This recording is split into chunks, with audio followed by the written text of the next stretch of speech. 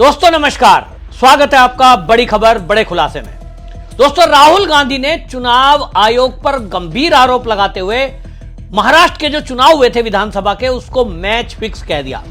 इस पर चुनाव आयोग ने राहुल गांधी को बिंदुवार कड़ा जवाब दिया है। लेकिन सवाल तो यह है कि महाराष्ट्र का चुनाव हुए हुए इतने दिन बीत गए, अब राहुल गांधी ने दोबारा से ये राग क्यों अलापा है।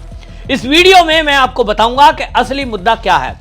असली मुद्दा बिहार चुनाव है और बिहार चुनाव में राहुल गांधी को यह लग गया है कि कांग्रेस का वहां खाता भी खुलना मुश्किल है, क्योंकि लालू प्रसाद यादव ने इस बार कांग्रेस से कोई समझौता नहीं करने का मन बनाया है। कोई पार्टी इसको शामिल नहीं कर रही है, क्योंकि राजनीतिक दल ये समझ गए हैं कि जिनके साथ भी कांग्रेस साथ में चुनाव लड़ती है वो दूसरी पार्टी के वोट खा जाती है।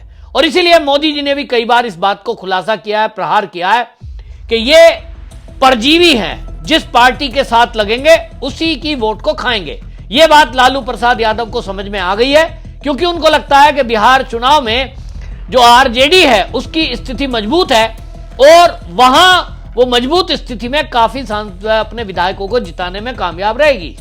अगर कांग्रेस के साथ समझौता किया तो कांग्रेस अपनी सीट मांगेगी, तो वो उसी का नुकसान होगा। अब राहुल गांधी को लग रहा है कि कांग्रेस का ये हाल कि आज उनसे कोई समझौता करने को तैयार नहीं है, महाराष्ट्र में हार गए तो बिहार में भी अब जीरो खाता होगा, तो क्या किया जाए, अपनी छवि को कैसे बचाया जाए। और इसलिए राहुल गांधी ने एक बार फिर, क्योंकि मैं एक बार फिर जब कह रहा हूं, राहुल गांधी के ये जो टीम है पूरी इकोसिस्टम, ये महाराष्ट्र का विधानसभा चुनाव के बाद ये सवाल उठा रहे थे कि साहब शाम के टाइम जो आंकड़ा बताया गया चुनाव आयोग के द्वारा, अगले दिन वो आंकड़ा बढ़ कैसे गया। चुनाव आयोग ने इस पर प्रेस कॉन्फ्रेंस करके बताया कि देखिए, हमारे पास जो आंकड़ा हम देते हैं 5 बजे तक जो चुनाव हुआ वो होता है, और उसके बाद उसमें जो डाक से वोट पड़ती है वो काउंटिंग होती है। उसके अलावा जो बाद में बूथ पर रहते हैं वो आंकड़े जब तक हमारे पास पूरे बॉक्स केंद्र पर नहीं आ जाते, मिलान किए जाते हैं। मिलान करने में कई बार रात के 10 और 11 भी बज जाते हैं, और इसलिए आंकड़ा अगले दिन सही आ पाता है। कोई धांधली इसलिए नहीं कह सकते कोई भी, क्योंकि सभी दलों के जो एजेंट हैं वो बूथ पर होते हैं, उनके सिग्नेचर होते हैं, उनके सामने ईवीएम को सील किया जाता है। सारी सफाई के बाद राहुल गांधी अचानक से एक दिन उठते हैं और उन्होंने बाकायदा एक्स पर एक पोस्ट लिख दिया, और अब तो वो लेखक बन गए। आपने देखा होगा राहुल गांधी आजकल इंटरव्यू भी कर रहे हैं, पत्रकार बन गए हैं। तो अब उन्होंने क्या कर दिया, इंडियन एक्सप्रेस में एक लेख लिख दिया है और राहुल गांधी एक्स पर पोस्ट कर रहे हैं, उस स्क्रीनशॉट को डाल रहे हैं। देखो जी, अब मैंने बिंदुवार चुनाव आयोग का घोटाला खुलासा किया है, हेडिंग डाल दिया, लोकतंत्र में चोरी का ब्लूप्रिंट, मैच फिक्स महाराष्ट्र, ऐसे शीर्षक से इंडियन एक्सप्रेस में प्रसारित किया। आप देखेंगे एक्स पर वो पोस्ट है जिसमें राहुल गांधी एक्स पर उसने लिख रहा है मैच फिक्सिंग महाराष्ट्र। अब ये मैच फिक्सिंग महाराष्ट्र में पहले से चुनाव आयोग इस पे सफाई दे चुका कि आपने जो सवाल उठाया कि साहब अंतिम 2 घंटे में ये 65 लाख मतदाताओं की वृद्धि कैसे हो गई, चुनाव आयोग इस पर बता चुका है कि देखो भैया, कुल वोटर जो महाराष्ट्र में है 9,77,90,552, और ये सूची सभी पार्टियों को यानी कांग्रेस को भी उपलब्ध कराई गई। आप कहते हो जी फर्जी वोट हुए, तो आपने क्यों नहीं चेक करी? चेक करते चुनाव के पहले और चुनाव के बाद भी, आप कह सकते थे, लेकिन लंबा समय बीतने के बाद तक भी कोई ऑब्जेक्शन नहीं किया। सरकार बन गई, बीजेपी की बन गई, वहां बीजेपी और शिवसेना की, तब बाद में आपको नींद में से जाग कर यह लगता है, क्योंकि लोग कह रहे हैं कि राहुल गांधी का जादू तो नहीं चला। कांग्रेस में राहुल गांधी को महामानव बनाकर प्रधानमंत्री का कैंडिडेट बनाने की कवायद चल रही है, लेकिन हर राज्य में जो कांग्रेस का परफॉर्मेंस है वो लगातार डाउन जा रहा है, और इसके कारण से कांग्रेस ही परेशान है। तो कांग्रेस का जो थिंक टैंक है, जब उसमें चर्चा हुई होगी कि भाई क्या करें, राहुल गांधी की तो बेइज्जती हो रही है, फेल नेता है, क्या किया जाए, तो किसी ने सुझाव दे दिया होगा कि भाई क्या करो, भाई चुनाव आयोग पे ही सवाल उठा दो, सबसे अच्छा है। आपको याद होगा जब हम पढ़ते थे ना, तब पढ़ाई के टाइम पे जो नालायक बच्चे होते थे ना, क्लास में फेल हो गए, वो क्या कहते थे घर आके, माँ बाप डांट मारे उसके पहले ही, हमारा मास्टर खराब है जी, पढ़ाता ठीक नहीं है जी, अरे भाई, क्लास में 50 बच्चे पढ़ते हैं, उस 50 में अगर 5 बच्चे फेल हुए हैं तो 45 तो पास हो गए। 45 को ठीक पढ़ाया, उसमें फर्स्ट डिवीजन में भी पास हुए हैं कुछ तो उनको ठीक पढ़ाया। जो फेल हो गए 5, उनको मास्टर ने ठीक नहीं पढ़ाया। तो जो बुद्धू बच्चे हैं उनके पास सबसे बढ़िया बहाना है, मास्टर अच्छा नहीं है। राहुल गांधी भी उसी पैटर्न पे चल रहे हैं। राहुल गांधी जितने भी राज्यों के चुनाव हो रहे हैं सब में हारते जा रहे हैं। कांग्रेस को कोई पूछ नहीं रहा, उल्टे सीधे ये षड्यंत्र करके, दंगा फसाद कराकर, उल्टे सीधे बयानबाजी करके, जातिगत लोगों को लड़ाकर राहुल गांधी इस बार लोकसभा में कुछ सीटें बढ़ाने में कामयाब रहे। तो उनको लग रहा है कि अभी 99 पे आ गए तो अगली बार 29 में हमारी सरकार बन सकती है।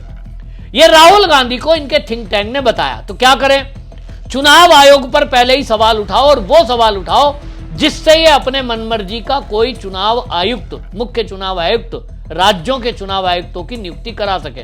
तो राहुल गांधी ने 5 पॉइंट उठाए जो इन्होंने इंडियन एक्सप्रेस में लेख लिखा। उस पर उन्होंने कहा, चुनाव आयोग की नियुक्ति बीजेपी ने अपनी मनमर्जी से की है। पहले जो है प्रधानमंत्री, नेता प्रतिपक्ष और सीजेआई चुनाव करते थे। मोदी जी ने 2023 में इसको बदल दिया क्योंकि उनको राज्यों में घपला करना है। अब राहुल गांधी से कौन पूछेगा? मीडिया को तो पूछने की हिम्मत नहीं है, ना मीडिया में वो बताता। मैं आपको बता रहा हूं, राहुल गांधी जी आप अच्छे से समझ लीजिए कि इसके पहले, मतलब मोदी सरकार के आने के पहले भी नियुक्ति इसी तरह होती थी। सरकार जिसको चाहे सीनियरिटी के बेस पर या कई बार नियमों को ताक पे रख के चुनाव आयोग की नियुक्ति कर दिया करती थी। कांग्रेस को लग रहा था और लोगों को भी लगता था, यानी अफसरों को भी, कि भैया कांग्रेस ही रहेगी तो इससे पंगा क्यों लें, और इसलिए आपकी मर्जी चलती होगी। लेकिन मोदी ने कानून में परिवर्तन किया, क्योंकि आप देखिए मुख्य चुनाव आयुक्त की नियुक्ति में प्रधानमंत्री, नेता प्रतिपक्ष और सीजेआई। तो सवाल उठा कि सीजेआई का क्या मतलब है? चुनाव आयुक्त की नियुक्ति होनी है तो उसमें सीजेआई क्या करेगा भाई?